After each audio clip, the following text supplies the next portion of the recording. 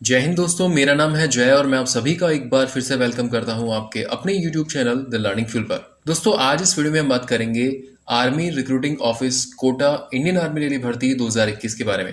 दोस्तों, इस वीडियो में इस आर्मी रैली भर्ती के बारे में हम डिटेल से बात करेंगे, तो वीडियो को शुरू से अंत तक जरूर देखिए। दोस्तों, वीडियो में आगे बढ़ने से पहले आप सभी से एक छोटी सी रिक्वेस्ट है कि अभी तक अगर आपने इस चैनल को सब्सक्राइब नहीं किया है तो इस चैनल को सब्सक्राइब करके बेल आइकन जरूर दबाएं, ताकि इस चैनल पर इसी तरह की यूजफुल वीडियोस के अपडेट्स आपको मिलते रहें। तो चलिए शुरू करते हैं। सबसे पहले हम बात करेंगे कि कौन कौन से डिस्ट्रिक्ट्स के कैंडिडेट्स इस आर्मी रैली भर्ती के लिए अप्लाई कर सकते हैं।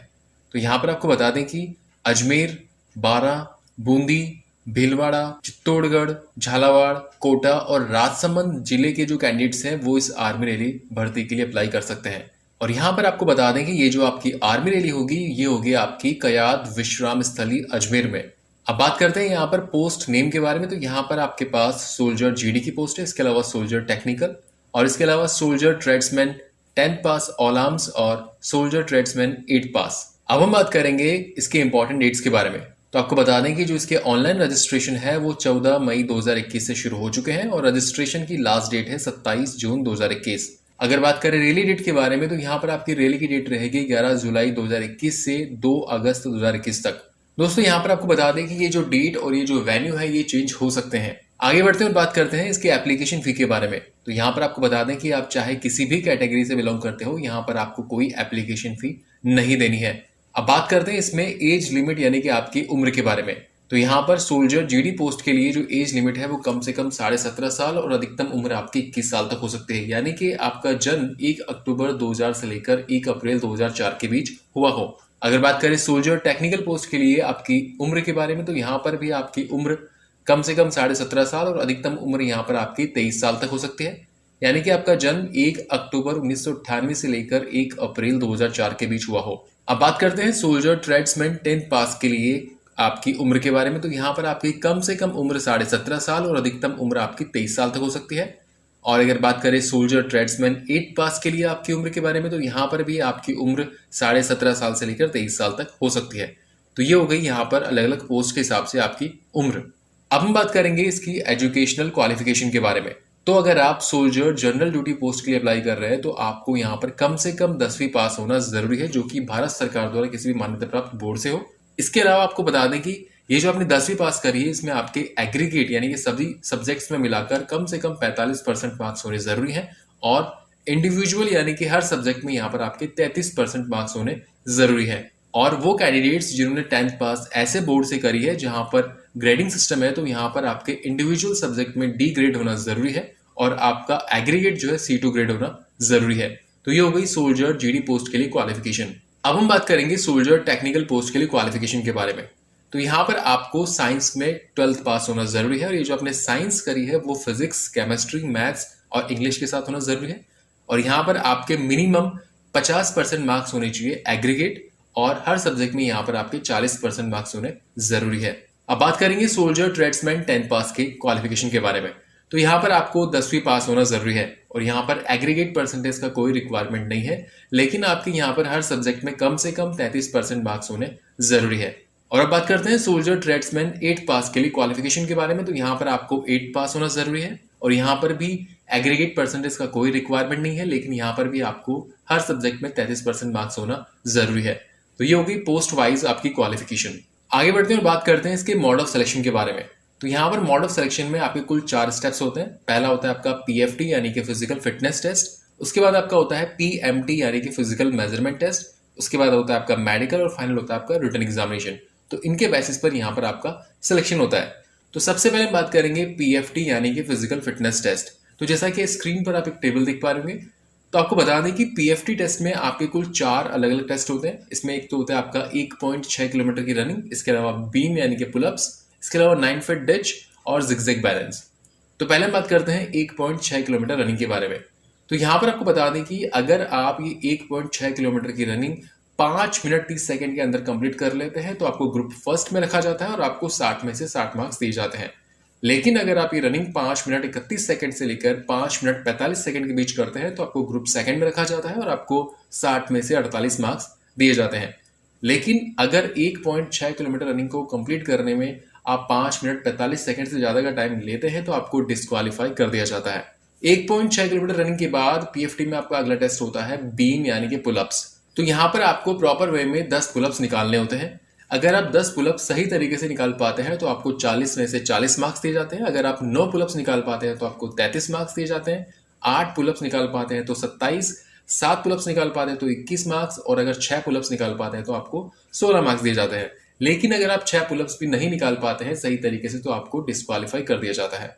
पीएफटी में आपका अगला टेस्ट होता है 9 फीट डिच। आपको बता दें कि इस टेस्ट के कोई मार्क्स नहीं जुड़ते हैं, बस आपको क्वालिफाई करना जरूरी होता है। इसमें एक 9 फीट का लंबा गड्ढा होता है जो कि आपको कूदना होता है। 9 फीट डिच के बाद में आपका होता है जिगजैग बैलेंस।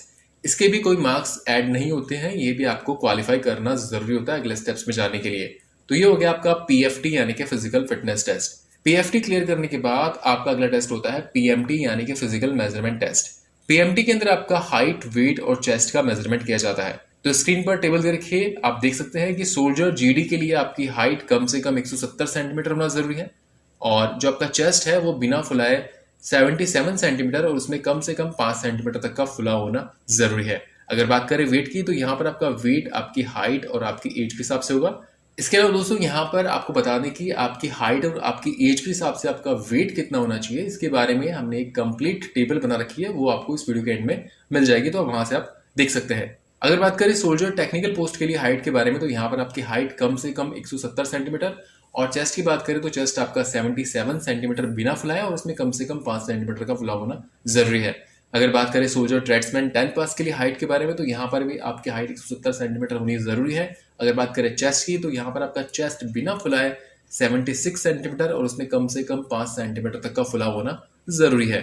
अगर बात करें सोल्जर ट्रेड्समैन 8 पास के लिए हाइट के बारे में तो यहाँ पर आपकी हाइट 170 सेंटीमीटर होना जरूरी है, और चेस्ट की बात करें तो यहाँ पे आपका चेस्ट बिना फुलाए 76 सेंटीमीटर और उसमें कम से कम 5 सेंटीमीटर का फुला होना जरूरी है।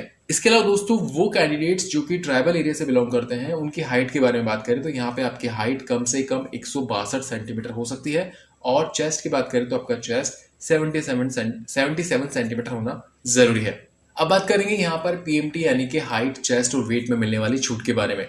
तो यहाँ पर अगर आप सन्स ऑफ सर्विसमैन है या फिर सन्स ऑफ एक्स सर्विसमैन या फिर सन्स ऑफ वॉर विडो या फिर विडोज ऑफ एक्स सर्विसमैन तो यहाँ पर आपको हाइट में 2 सेंटीमीटर की, चेस्ट में 1 सेंटीमीटर की और वेट में 2 किलोग्राम तक की छूट मिलती है। इसके अलावा अगर आप किसी वॉर विडो के अडोप्टेड यानी कि गोद लिए हुए पुत्र हैं या फिर सन इन लॉ है तो यहाँ पर आपको हाइट में 2 सेंटीमीटर की, चेस्ट में 1 सेंटीमीटर की और वेट में 2 किलोग्राम तक की छूट मिलती है। इसके अलावा अगर आप एक आउटस्टैंडिंग स्पोर्ट्स पर्सन है तो यहाँ पर आपको हाइट में 2 सेंटीमीटर की, चेस्ट में 3 सेंटीमीटर की और वेट में 5 किलोग्राम तक की छूट मिलती है। तो ये हो गई पीएमटी में मिलने वाली छूट। अब हम बात करेंगे मोड ऑफ सिलेक्शन में आपके अगले स्टेप यानी कि मेडिकल टेस्ट के बारे में। तो दोस्तों यहाँ पर आपको बता दें कि इंडियन आर्मी का जो मेडिकल होता है उसके बारे में हमने एक सेपरेट वीडियो बना रखा है, उसका लिंक आपको इस वीडियो के डिस्क्रिप्शन में मिल जाएगा, तो वहां से आप इस मेडिकल टेस्ट के बारे में सब कुछ जान सकते हैं, वो वीडियो आप देख सकते हैं। मेडिकल क्लियर करने के बाद आपका फाइनल जो मोड ऑफ सिलेक्शन में स्टेप होता है वो होता है रिटन एग्जामिनेशन का। तो दोस्तों इस तरीके से मोड ऑफ सिलेक्शन में कुल 4 स्टेप्स होते हैं, और दोस्तों यहाँ पर आप लास्ट में देख सकते हैं आपकी हाइट और आपकी एज के हिसाब से आपका वेट कितना होना चाहिए, स्क्रीन पे टेबल में देख सकते हैं। अब हम ये बात करेंगे कि आपके पास जब आप रैली साइट पे जाते हैं तो आपके पास कौन कौन से डॉक्यूमेंट्स होने चाहिए उनके बारे में। दोस्तों यहाँ पर आपको बता दें कि हम यहाँ पर जो भी डॉक्यूमेंट्स आपको बताने जा रहे हैं इन सभी डॉक्यूमेंट्स का आपको ओरिजिनल भी साथ में लेके जाना है और साथ ही साथ 2 अटेस्टेड फोटोकॉपीज भी आपको साथ में लेके जानी है। तो यहाँ पर आपके डॉक्यूमेंट्स है आपका एडमिट कार्ड, आपके फोटोग्राफ, आपके एजुकेशनल सर्टिफिकेट, आपके domicile certificate, caste certificate, religion certificate, school character certificate, unmarried certificate. ध्यान रहे यहाँ पर जो आपका अनमैरिड सर्टिफिकेट है ये उन्हीं कैंडिडेट्स के लिए लागू होता है जिनकी उम्र 21 साल से कम हो। इसके अलावा यहाँ पर आपका रिलेशनशिप सर्टिफिकेट, ये सर्टिफिकेट उन कैंडिडेट्स के लिए है जो सन्स ऑफ सर्विसमैन है या फिर सन्स ऑफ एक्स सर्विसमैन है या सन्स ऑफ विडो या फिर सन्स ऑफ वॉर विडो। तो यहाँ पर ऐसे कैंडिडेट्स को यहाँ पर रिलेशनशिप सर्टिफिकेट दिखाना जरूरी होगा ताकि उनको जो छूट मिलेगी वो मिल सके। इसके अलावा दोस्तों यहाँ पर अगर आपके पास एनसीसी का सर्टिफिकेट है तो वो भी आप लेके जाएं साथ में ताकि उससे भी आपको कुछ फायदा हो, छूट मिले। इसके अलावा अगर आपका स्पोर्ट्स सर्टिफिकेट है तो वो भी लेके जाएं। इसके अलावा सर्टिफिकेट ऑफ बोनस मार्क्स और एफिडेविट। इसके अलावा साथ ही यहाँ पर जो आपकी single bank account, pan card और आधार कार्ड की ओरिजिनल और उनकी कॉपी भी साथ में जरूर लेके जाएं। सो फ्रेंड्स ये थे वो डॉक्यूमेंट्स जो कि आपको रैली साइट पे साथ में लेकर जाने हैं। सो फ्रेंड्स ये वीडियो था army recruiting office Kota Indian army rally भर्ती 2021 के बारे में। दोस्तों उम्मीद करते हैं यहाँ पर हमने आपको जो भी इन्फॉर्मेशन दी वो आपको अच्छी लगेगी। अगर वीडियो अच्छा लगा हो तो इस वीडियो को लाइक और अपने दोस्तों के साथ शेयर जरूर करें और फ्यूचर में इस चैनल पर इसी तरह की यूजफुल वीडियोस देखने के लिए इस चैनल को सब्सक्राइब करके बेल आइकन जरूर दबाएं। So thank you for watching our video. Jai Hind.